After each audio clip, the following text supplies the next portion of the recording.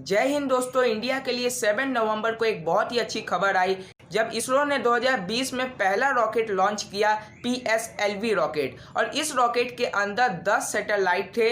इन 10 satellite को PSLV rocket के साथ आंध्र प्रदेश के श्रीहरिकोटा से 3:12 में लॉन्च किया गया। अब दोस्तों इसके साथ जो 10 सैटेलाइट थे, इनमें 4 सैटेलाइट लग्जमबर्ग का था, 4 सैटेलाइट USA का था और 1 सैटेलाइट लुथिनिया का था। इसके साथ साथ इंडिया का एक सैटेलाइट EOS-01 भी था। ये जो EOS-01 है, इसे बहुत सारे पैसे खर्च करके बनाए गए थे। तो दोस्तों आज के इस वीडियो में हम देखेंगे कि EOS-01 इंडिया ने जो इतना पैसा लगा कि इस सैटेलाइट को बनाया है, ये सैटेलाइट इंडिया के लिए कितना ज़्यादा यूज़फुल है। अब दोस्तों आपको बता दें, EOS-01 अर्थ ऑब्जर्वेशन सैटेलाइट है। अर्थ ऑब्जर्वेशन सैटेलाइट वो सैटेलाइट होते हैं जो अर्थ को ऑब्जर्व करते हैं, जैसे कि गूगल मैप। आपने गूगल मैप में देखा होगा कि सैटेलाइट इमेज खींची जाती है ऊपर से, जहाँ पे लोकेशन बताए जाते हैं। कुछ इसी तरह काम करते हैं अर्थ ऑब्जर्वेशन सैटेलाइट। और इंडिया ने अपना ये तीसरा अर्थ ऑब्जर्वेशन सैटेलाइट लॉन्च किया था। इससे पहले 2019 में इंडिया ने 2 सैटेलाइट लॉन्च किया था, जो आपके स्क्रीन के ऊपर उनका नाम लिखा है। तो दोस्तों आइए जानते हैं अर्थ ऑब्जर्वेशन सैटेलाइट के कुछ हिस्ट्री के बारे में। तो आपको बता दें, पहला earth observation satellite Soviet union ने यानी रशिया ने 4 अक्टूबर 1957 को लॉन्च किया था। उसके बाद से 2008 से लेकर 2020 तक 150 अर्थ ऑब्जर्वेशन सैटेलाइट लॉन्च किए गए हैं। और ये 150 सैटेलाइट्स में से 50% satellite United state of America के द्वारा लॉन्च किया गया है। उसके बाद 18% चाइना ने लॉन्च किया है और 3% लॉन्च किया है रशिया, इंडिया और जापान ने। तो दोस्तों बात करें इंडिया की, तो इंडिया ने अभी तक 3 अर्थ ऑब्जर्वेशन सैटेलाइट लॉन्च कर दिए हैं।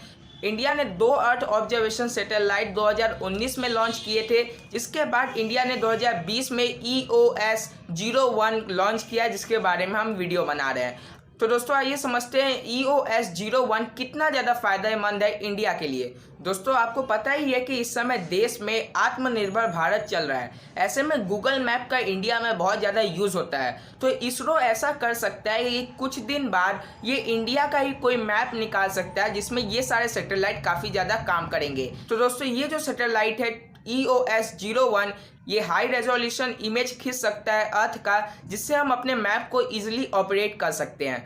अब दोस्तों ये काम जो था, ये काम करता था पिछला 2 रॉकेट जो 2019 में लॉन्च किया था इसरो ने, वो भी यही सारा काम करता था। लेकिन अब EOS-01 में ये खासियत है कि ये जो सैटेलाइट है वो ख़राब वेदर में भी अच्छे फ़ोटो निकाल सकता है। चाहे फॉग हो, चाहे बारिश हो रहा हो, चाहे बहुत ज़्यादा धूप हो, चाहे नहीं धूप हो, लेकिन ये जो सैटेलाइट है वो बहुत ही क्लियर इमेज निकाल सकता है, जो RISAT के 2 सैटेलाइट नहीं निकाल सकते थे। अब दोस्तों मोस्ट इम्पॉर्टेंट जो EOS-01 सैटेलाइट का है वो ये है कि ये जो सैटेलाइट है ये इलेक्ट्रोमैग्नेटिक रेडिएशन करता है, जो अलग अलग वेवलेंथ के होते हैं। अब ये अलग अलग वेवलेंथ का मतलब ये है कि जो लो वेवलेंथ होगा वो आसानी से फ़ोटो निकाल सकता है ट्रीज़ का, वेजिटेशन का, फॉरेस्ट का। और जो हाई वेवलेंथ होता है वो ट्री को भी पेनिट्रेट करके लैंड का फ़ोटो निकाल सकता है। इसका ये मतलब है कि घर का फ़ोटो आसानी से निकल सकता है, रोड का फ़ोटो आसानी से निकल सकता है। तो ये पूरी तरह एक गूगल मैप का स्ट्रक्चर बना सकता है इंडिया, और ये बहुत सारे चीज़ में काम आ सकते हैं। जैसे कि ये सैटेलाइट के मदद से एग्रीकल्चर सेक्टर को काफ़ी ज़्यादा फ़ायदा होने वाला है, क्योंकि ये सैटेलाइट की मदद से किसी भी ज़मीन को आसानी से देखा जा सकता है कि यहाँ पे ये ज़मीन जो है, इसके पास में रिवर कितना दूर है, क्या इसकी जो सॉइल है वो अच्छी होगी कि नहीं। इसके साथ साथ हम डिजास्टर को भी देख सकते हैं कि कहाँ पे ज़्यादा अर्थक्वेक आया है, तो ये जो सैटेलाइट है उसके भी इमेज खींच सकता है ऊपर से ही। और ये बहुत ही ज़्यादा यूज़फुल होने वाला है मिलिट्री के लिए भी। ये बॉर्डर के भी तस्वीर आसानी से खींच सकता है कि कहीं बॉर्डर पे कोई हलचल तो नहीं मचा रहा है पाकिस्तान, कोई चाइना कोई हलचल तो नहीं कर रहा है। ये सबसे इंडिया की जो बॉर्डर है वो भी काफ़ी ज़्यादा प्रोटेक्टेड रहेंगी। अर्थ ऑब्जर्वेशन के साथ साथ ये जो सैटेलाइट है वो वेदर को भी दिखा सकता है, किसी भी एरिया का वेदर फोरकास्ट कर सकता है। ये सैटेलाइट आपको ये बता सकता है कि किस एरिया के वेदर कैसा है, कहाँ पे बारिश हो सकती है। तो इसका ये मतलब है कि ये जो सैटेलाइट है ये नेविगेशन में तो काम आने वाला ही है, लेकिन साथ में इंडिया के लिए वेदर फोरकास्ट में भी बहुत ज़्यादा काम आएगा, मिलिट्री में भी बहुत ज़्यादा काम आएगा। अब दोस्तों ये था एंड ऑफ दिस वीडियो। आपको ये वीडियो कैसा लगा कमेंट करके जरूर बताइएगा। वीडियो को ज़्यादा से ज़्यादा लोगों तक शेयर कीजिए ताकि इन्फॉर्मेशन सभी तक पहुँचे। दोस्तों अपना बहुमूल्य समय देने के लिए धन्यवाद। जय हिंद, जय भारत।